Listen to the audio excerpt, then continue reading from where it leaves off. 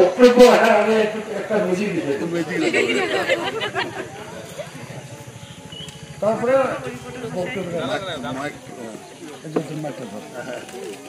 এই যে এখানে তিনটা আছে, একটা দুইটা তিনটা সমান এই তিনটা সমান সমান আছে এই তিনটা তিনটা এখন আমি এটা পর্যন্ত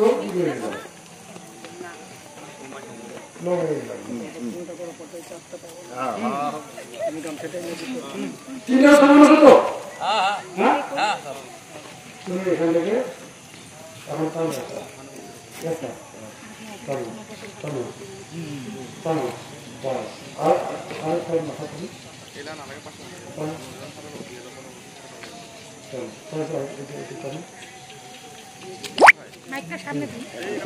এখন